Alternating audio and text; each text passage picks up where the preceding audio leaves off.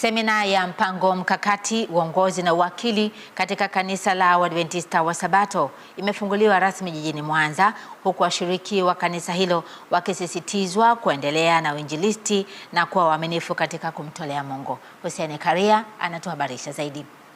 Mchungaji Enoch Kisando ni katibu mkuu wa Jimbo Kuu la Kaskazini mwa Tanzania, kanisa la Waadventista wa Sabato.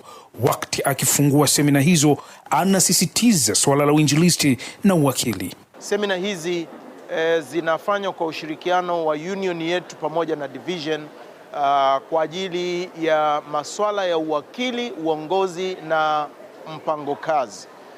Kwa namna ya pekee sana napenda ufahamu, mpenzi mtazamaji na msikilizaji, kwamba kanisa katika division yetu limejikita katika mikakati miwili mikubwa: uinjilisti na uwakili. Idara zote zimejikita, zinajielekeza katika kutekeleza swala zima la uinjilisti. Swala la matoleo ni ibada, hivyo kila mtu hana budi kuweza kushiriki, kama anavyotoa wito kwa makanisa yote jimboni SNC mwenyekiti wa jimbo la Nyanza Kusini, mchungaji Musa Nzumbi. Na ninatoa wito kwa washiriki wote wa South Nyanza Conference baada ya semina hizi kuendelea kuamsha roho ya ibada ya matoleo, maana ibada ya matoleo ni kitu muhimu katika maisha ya kila Mkristo. Ninatoa wito kwa wote ambao tumekutana hapa kupitia kamati zetu za uwakili, lakini kupitia wazee wa kanisa, mabaraza ya kanisa, kwaya na wote ambao ni washiriki kwenda kujihusisha katika matoleo ya zaka na sadaka. Je, kwa nini tuko hapa?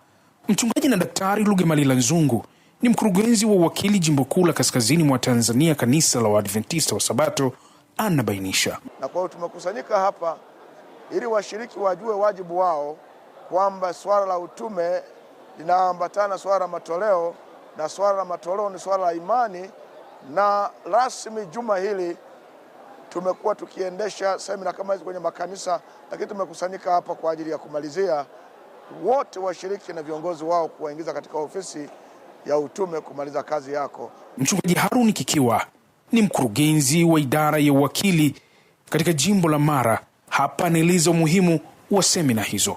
Uwakili na uinjilisti vinakwenda pamoja, na hivyo haiwezekani ukamfahamu Yesu alafu usiwe tayari kuingia kwa ibada ya matoleo. Ninakualika mchungaji, nakualika mshiriki, nakualika mtu yoyote, karibu sana. Hizi ni semina ambazo ni za muhimu sana. Na washiriki wa semina hiyo akiwemo Bi Helen Martin, Elina Mwibari na Emmanuel Eliasi wanaeleza vile ambavyo wamenufaika na semina hizo. Ni kuwa mwaminifu tu kwenye utoaji wa zaka, kwa sababu unapokuwa ni mwaminifu lazima utakapoelewa hii semina utakuwa mwaminifu na utatoa kwa upendo. Tunafundishwa namna ya kuweza kuwa waaminifu mbele za Mungu, kuweza kumtolea zaka na sadaka pamoja na michango mingine kwa ajili ya kujenga kazi yake. Ni semina makini ambazo zitatusaidia kuweza kuelewa ni nini ambacho Mungu anataka tuwe mawakili waaminifu katika matoleo yetu ya zaka na sadaka, lakini na michango mbalimbali ndani ya kanisa, kwa sababu sadaka ndio tegemeo la kazi ya injili kwa kazi ya Mungu. Kutoka hapa katika kanisa la Waadventista wa Sabato Buswelu lilopo jijini Mwanza, zinapofanyika semina za misisitizo ya wakili, mimi ni Hussein Karia, Hope Channel Tanzania. Asante sana Hussein Karia.